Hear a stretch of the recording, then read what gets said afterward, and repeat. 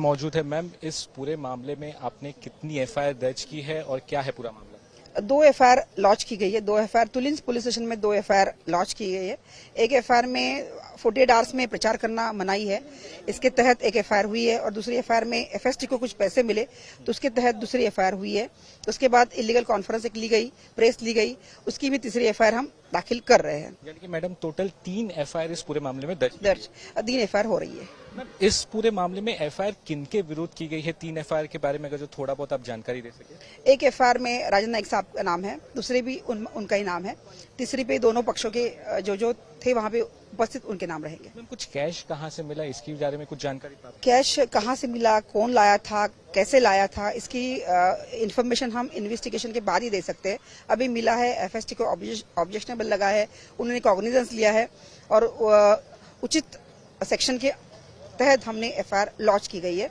After thorough investigation इसके बारे में हम बात कर पाएंगे। कितना कैश मिला, ऐसी कुछ जानकारी? 9,53,500 इतना कैश मिला है। विनोद तावड़े जी पर एफआईआर है इस पूरे मामले में? एक एफआईआर में उनका नाम है। ठीक है मैम, और कुछ सीसीटीवी बंद थे, इसके बारे में कुछ जानकारी? ऐसे एलिगेशन आए हैं कि सीसीटीवी बंद थे, तो वो भी हम इंक्वायर कर रहे हैं, इन्वेस्टिगेट कर रहे हैं। ऐसे कुछ हुआ तो वो भी रिकॉर्ड पे लाएंगे। तावड़े जी कोई आम कार्यकर्ता नहीं है, बीजेपी के राष्ट्रीय महासचिव हैं। सबसे पहले तो वो ये बताएं कि चुनाव प्रचार थम जाने के बाद वो दूसरे विधानसभा क्षेत्र में क्या कर रहे थे। वो विरार पूर्वी के एक होटल में क्यों बैठे हुए थे? उनके पास से एक बैग बरामद हुआ, उस बैग में एक डायरी है जिसमें 15 करोड़ का ब्यौरा है। उनके पास से 5 करोड़ नगद बरामद हुआ। ये पैसा किसका है, उनके पास क्यों था, क्यों बांटा जा रहा था? क्या ये चुनाव को प्रभावित करने की प्रक्रिया नहीं है? क्या ये सत्ता और संसाधन का दुरुपयोग नहीं है?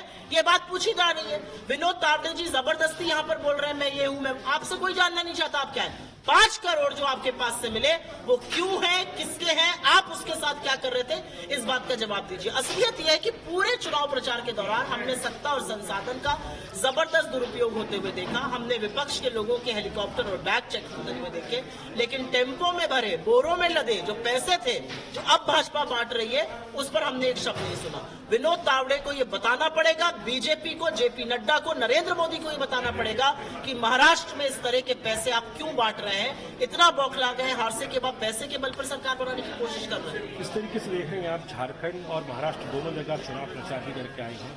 कल जो है वहाँ वोटिंग है, किस तरीके का रुझान कांग्रेस सामने वोटरों में देख रही है, कितनी आश्वस्त आप लोग हैं? मैं बहुत आश्वस्त हूं कि हम दोनों जगह सरकार बनाएंगे। एक जगह हम सरकार रिपीट करेंगे, हमारा घटक दल इंडिया गठबंधन, और एक जगह हम सरकार बनाएंगे। और इसका कारण है कि महाराष्ट्र की जनता ऐसे भ्रष्टाचारियों से, महाराष्ट्र की जनता ऊब चुकी है महायुति से। और जो सिर फुटबॉल बीजेपी, शिंदे सेना और अजीत पवार के बीच में चल रहा है वो जग जाहिर है। जिस तरह से महाराष्ट्र में वैमनस्य और नफरत फैलाने की कोशिश करी गई वो बैकफायर कर गई। जमीन से उसका फीडबैक गलत आया। उसके बाद अमित शाह के पोस्टर हटाए गए, योगी को रैली करने से रोका गया। ये सब इसलिए हुआ क्योंकि उनको पता है कि चुनाव उनके हाथ से खिसक गया। नहीं तो नरेंद्र मोदी चुनाव प्रचार के बीच में कभी जाते नहीं है कहीं पर।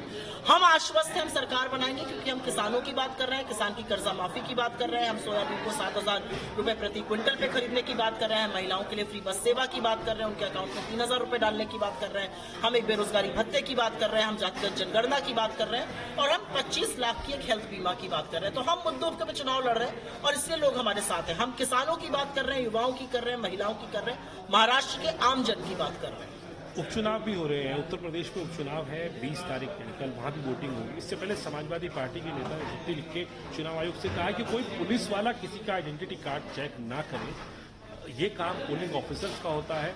वहीं बीजेपी कह रही है कि ये पुरानी आदत है विपक्ष की, पुरानी हॉबी है जिसको दोबारा दोहराना। देखिए बीजेपी किस कदर बौखलाई हुई है पूरे चुनाव में वो आपको देखने को मिला।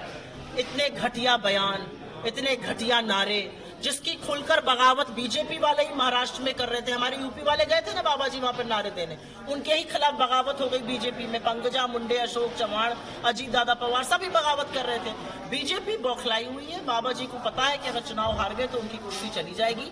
मेरा अपना मानना है, जितने चुनाव हमने देखे, बंदोबस्त होता है, पोलिंग एजेंट होते हैं। पोलिंग एजेंट का काम होता है आइडेंटिफाई करना, चेक करना। पोलिंग एजेंट का काम होता है मैच करना आइडेंटिटी को और उसके बाद आगे की कार्रवाई करना।